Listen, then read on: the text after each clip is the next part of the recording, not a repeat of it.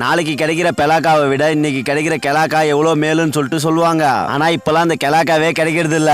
ஆமாங்க, இன்னைக்கு எங்க பையன் ஒருத்தவன் என்கிட்ட ஓடியாந்து ப்ரோ நம்ம பசங்களாம் நம்மளை விட்டுட்டு ஏதோ ஒரு காய் ஒண்ணு சாப்பிட்றானுவா. அதை பார்க்கும்போது எனக்கும் ரொம்ப எச்சி ஊறுது ப்ரோ, வந்து எனக்கு ஒண்ணு வாங்கி கொடு அப்படின்னு சொல்லிட்டு என்னையும் கூட்டின்னு போயிட்டான். சரி அப்படி என்னத்தான் இவனு சாப்பிட்றானுவா அப்படின்னு சொல்லிட்டு நாங்களும் ஒய்ஞ்சுன்னு பார்த்தோம். பார்த்தா கெலாக்காவை எடுத்து உப்பு மிளகா தூள்ல தொட்டு சாப்பிட்றானுவா. இவனு அந்த கெலாக்காவை சாப்பிட்றத பார்த்துட்டு எனக்கே எச்சி ஊற ஆரம்பிச்சிருச்சு. ஆனா என் கூட இருந்தவனுக்கு ஒரு குடை எச்சிய கீழே ஒழுவு இருக்கும் பொழுது அவ்வளோ எச்சி வாயில இருந்து வந்துருச்சு.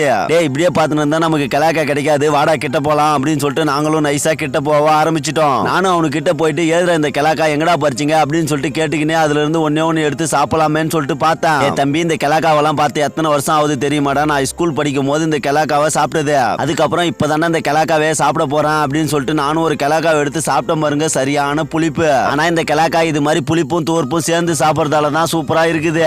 சரி இந்தாடா நீயும் ஒன்னு சாப்பிட்றா அப்படின்னு சொல்லிட்டு தம்பி கிட்ட ஒன்னு எடுத்து கொடுத்தேன். அவனும் அந்த கெலாக்காவை சாப்பிட்டு பார்த்துட்டு உண்மையாலுமே சூப்பரா இருக்குது ப்ரோ அப்படின்னு சொல்லிட்டு சொன்னான். அதுக்கப்புறம் தட்டுல இருந்த கெலாக்காவை எல்லாத்தையும் எங்க பசங்க எல்லாமே ரவுண்டு கட்டி உட்காந்து சாப்பிட ஆரம்பிச்சுட்டானுவா.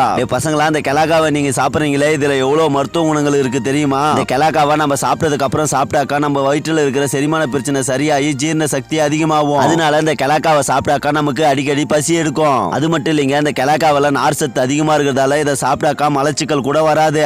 நீங்க யாரெல்லாம் இந்த கெலாக்காவை சாப்பிட்ருக்கீங்கன்னு சொல்லிட்டு மறக்காம கமெண்ட் பாக்ஸ்ல கமெண்ட் பண்ணுங்க, நானும் தெரிஞ்சுக்கிறேன். இதுக்கப்புறம் உங்க ஸ்கூலுக்கு வெளியில இந்த கெலாக்கா வித்தாங்கன்னா கண்டிப்பா மறக்காம வாங்கி சாப்பிடுங்க. ஏன்னா அப்பதான் உங்க வயிற்றுல எந்த ஒரு பிரச்சனையும் வராதுடா அப்படின்னு சொல்லிட்டு நாங்களும் தட்டுல இந்த கெலாக்காவை சாப்பிட்டுட்டு நானும் எங்க பசங்களும் வீட்டுக்கு கிளம்பிட்டோம். அப்புறம் சொல்ல மறந்துட்டேன், யாருக்கெல்லாம் இந்த கெலாக்கா பிடிக்குமோ அவங்க எல்லாம் கமெண்ட் பாக்ஸ்ல கமெண்ட் பண்ணிட்டு ஒரு லைக் ஒன்று போட்டுட்டு போங்க.